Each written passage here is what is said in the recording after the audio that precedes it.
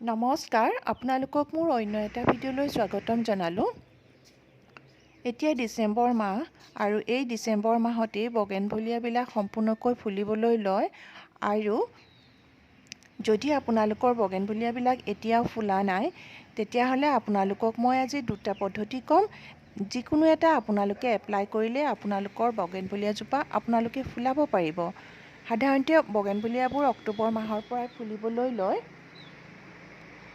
আৰু এতিয়ালৈকেও যদি নুফুলে নিশ্চয় বগেনভেলিয়াজোপাত বেলেগ ধৰণৰ এটা ট্ৰিটমেণ্ট ল'ব লাগিব আৰু তেতিয়াহে বগেনভেলিয়াত আপোনালোকে ফুল পাব।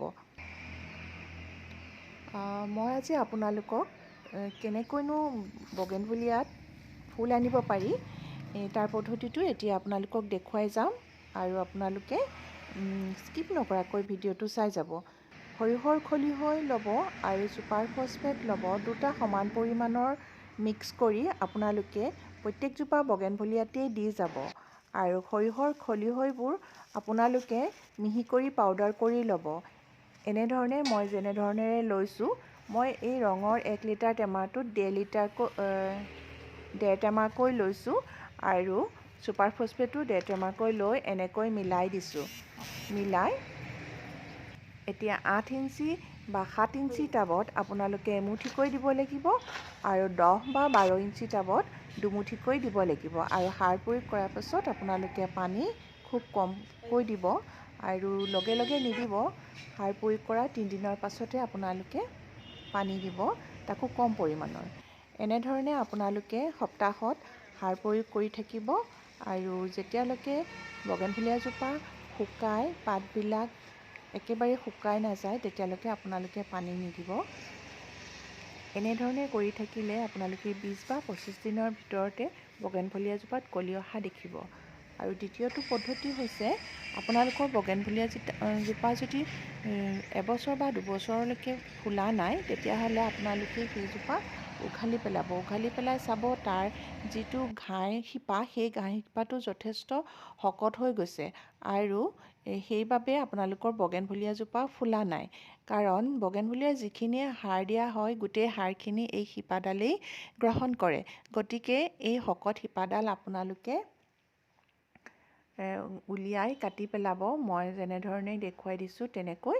আৰু কিন্তু আপোনালোকে চুলি শিপাবিলাক নাকাটিব আৰু এনেধৰণে আপোনালোকে শিপাবোৰ কটাৰ পাছত মাটিখিনি চেঞ্জ কৰি নতুন এটা টাবত ৰুই দিব।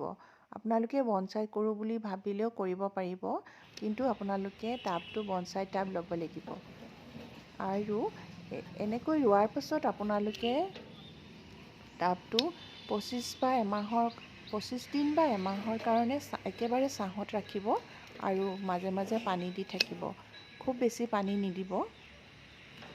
কিন্তু আপোনালোকে এতিয়া প্ৰথমটো পদ্ধতিহে কৰিব, কাৰণ এই শিপা কটা যিটো পদ্ধতি সেইটো এতিয়া কৰিলে আপোনালোকে ফুল নাপাব।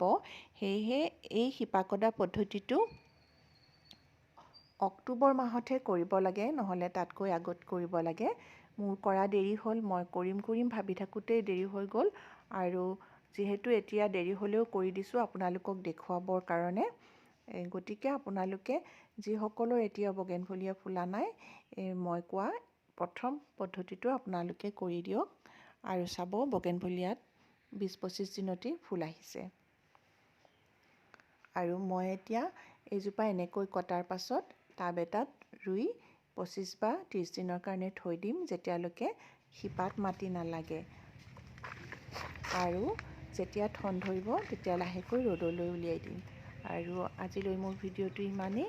যিসকলে মোৰ ভিডিঅ'টি চাই আছে লাইক এটা কৰি দিব আৰু নতুনকৈ চোৱাসকলে মোৰ চেনেলটোত ছাবস্ক্ৰাইব কৰি বেল আইকনটো প্ৰেছ কৰি দিব। পুনৰ এটা নতুন ভিডিঅ' লৈ আপোনালোকৰ মাজলৈ আহিম। আজিলৈ আহিছোঁ, ধন্যবাদ।